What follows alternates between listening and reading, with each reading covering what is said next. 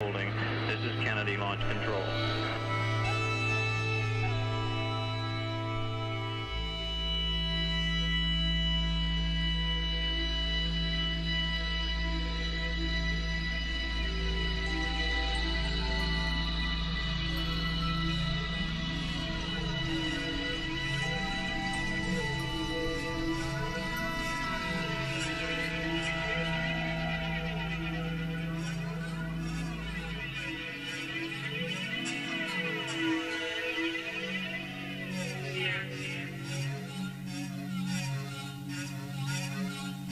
This is Apollo Saturn Launch Control. We're now resuming the count.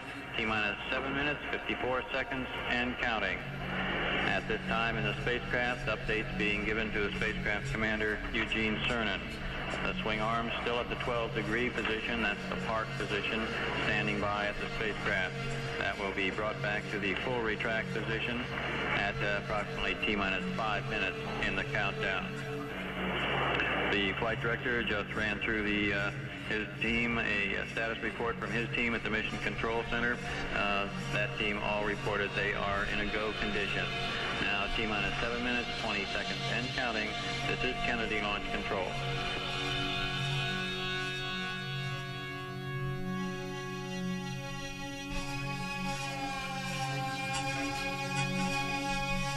This is Apollo Saturn Launch Control, T-minus 5 minutes, 40 seconds, and counting. At this time, the various elements of the launch team have been reporting into Bill Schick, the test supervisor, indicating that we are go to continue. Mission Director Chet Lee just verifies that we are go for launch. Safety indicates that we have a go. First stage test conductor, this is the man who has charge of those 5 first stage engines, which will give us the lift off, has indicated a go for launch. Launch operations manager Paul Donnelly also giving us a go for launch. And finally the launch director Walter Caprian says we are go for launch. We've passed the 5-minute mark now, and swing arm number 9. This is the access arm to the spacecraft, is coming back to the full retract position. It moves back alongside the mobile launch tower, and it will remain there now through the final portion of the countdown and the launch.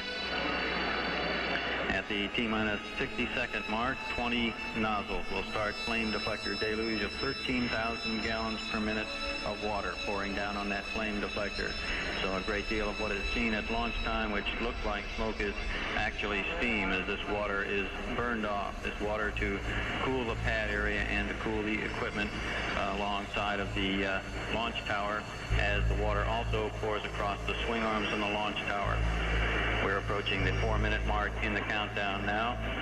T-minus 4 minutes, 5 seconds, and continuing to count. At the 4-minute mark, we'll stand by for a final go from Norm Carlson, the launch vehicle test conductor. He's given a go. The launch operations manager now switching over to the Astrocom circuit. This is the circuit that the astronauts, the launch operations manager, and the spacecraft communicator will remain on. They have this private circuit to keep extraneous talk off of their circuit. They are checking in. They are checking in now on the Astrocom circuit, indicating that they are go. Spacecraft has indicated they are ready. Instrument unit ready light has come on.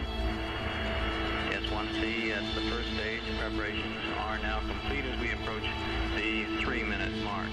There's quiet in the firing room now as the engineers and technicians are monitoring their consoles. They're monitoring the various rates, pressures, temperatures. They can override the terminal sequencer if they cite a problem that it has not picked up. We are on that terminal sequencer now. We've passed the 3-minute mark, T-minus 2 minutes, 47 seconds, and counting as we are on the terminal sequencer. At the T-minus 50-second mark, we'll be looking for that critical power transfer. This is where we transfer from the external power source, which has been feeding the 3 stages of the launch vehicle, to internal power, to the flight batteries aboard the space vehicle. It's expected that given proper weather conditions, people will be observing this flight from as much as 500 miles away. This includes a large portion of the southeastern United States, the northern tip of Cuba, and the Bahama Islands. Now approaching the 2 minute mark. Mark, T-minus 2 minutes and counting, and the countdown continues to move along smoothly. Now in the terminal countdown portion. The automatic sequencer has stopped the replenishing of the liquid oxygen and the liquid hydrogen. We're standing by now to begin pressurization of the fuel tanks. The second stage fuel tank pressurized, third stage fuel tank pressurized. The countdown continuing to move along smoothly. T-minus 90 seconds. T-minus 90 seconds. Countdown continuing smoothly. S4B propellants pressurized. The indication now using the workaround showing the S4B propellants have been pressurized. Now looking at the liquid hydrogen tanks as they become pressurized. LH2 aboard the second stage pressurized. All propellants now aboard the second stage pressurized as we approach the 1 minute mark in the countdown. Mark, T-minus 1 minute and counting now in the final minute of the countdown. At T-minus 45 seconds, Gene Cernan will make the final guidance alignment. This is the Mark, T-minus 45, and Gene Cernan made that final guidance alignment. That's the last action taken by the crew aboard the space vehicle. Now approaching the half-minute mark.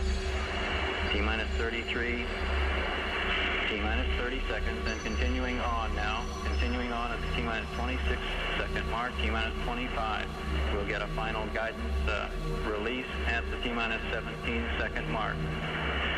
T-minus 17, final guidance release. We'll expect engine ignition at 8.9 seconds. 10, 9, 8, 7, ignition sequence started. All engines are started. We have ignition, 2, 1, 0. We have a liftoff.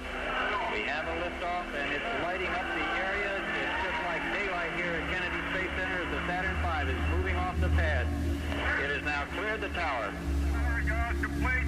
We're in a row, Bob. Roger, Gino. Looking great. Thrusters are all 5 inches. Okay, babe. It's looking good here. Roll is complete. We are pitching.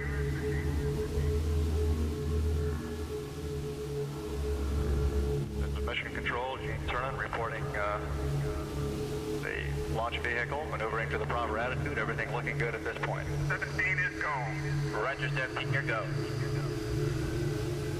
First stage looks good. Altitude 1.1 miles.